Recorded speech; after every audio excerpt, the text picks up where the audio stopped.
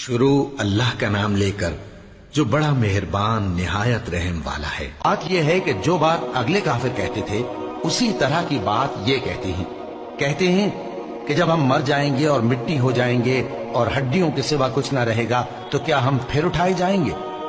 یہ وعدہ ہم سے اور ہم سے پہلے ہمارے باپ دادا سے بھی ہوتا چلا آیا ہے۔ اجی یہ تو صرف اگلے لوگوں کی کہانیاں ہیں۔ کہو کہ اگر تم جانتے ہو تو بتاؤ کہ زمین اور جو کچھ زمین میں ہے سب کس کا مال ہے؟ جھٹ بول اٹھیں گے کہ اللہ کا۔ کہو کہ پھر تم سوچتے کیوں نہیں؟ ان سے پوچھو کہ 7 آسمانوں کا کون مالک ہے اور عرش عظیم کا کون مالک ہے؟ بے ساختہ کہہ دیں گے کہ یہ چیزیں اللہ ہی کی ہیں۔ کہو کہ پھر تم ڈرتے کیوں نہیں؟ کہو کہ اگر تم جانتے ہو تو بتاؤ کہ وہ کون ہے جس کے ہاتھ میں ہر چیز کی بادشاہی ہے اور وہ پناہ دیتا ہے اور اس کے مقابل کوئی کسی کو پناہ نہیں دے سکتا؟ فوراً کہہ دیں گے کہ ایسی بادشاہی تو اللہ ہی کی ہے۔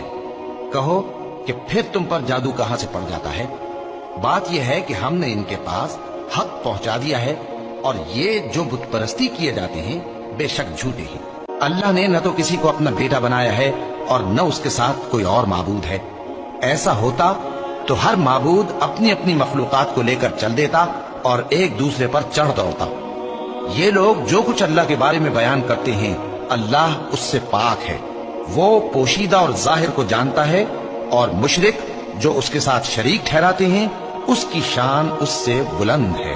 اے نبی کہو کہ اے پروردگار جس عذاب کا ان کفار سے وعدہ ہوا ہے اگر تو میری زندگی میں ان پر نازل کر کے مجھے بھی دکھائے تو اے پروردگار مجھے اس سے محفوظ رکھیو اور ان ظالموں میں شامل نہ کیجو، اور جو وعدہ ہم ان سے کر رہے ہیں ہم تم کو دکھا کر ان پر نازل کرنے پر قادر ہیں۔ اور بری بات کے جواب میں ایسی بات کہو جو نہایت اچھی ہو، اور یہ جو کچھ بیان کرتے ہیں ہمیں خوب معلوم ہے۔ اور کہو کہ اے پروردگار میں شیطانوں کے وسوسوں سے تیری پناہ مانگتا ہوں، اور اے پروردگار اس سے بھی تیری پناہ مانگتا ہوں کہ وہ میرے پاس آ موجود ہوں۔ یہ لوگ اسی طرح غفلت میں رہیں گے یہاں تک کہ جب ان میں سے کسی کے پاس موت آ جائے گی تو کہے گا کہ اے پروردگار مجھے پھر دنیا میں واپس بھیج دے تاکہ میں اس میں جسے چھوڑ آیا ہوں نیک کام کیا کروں۔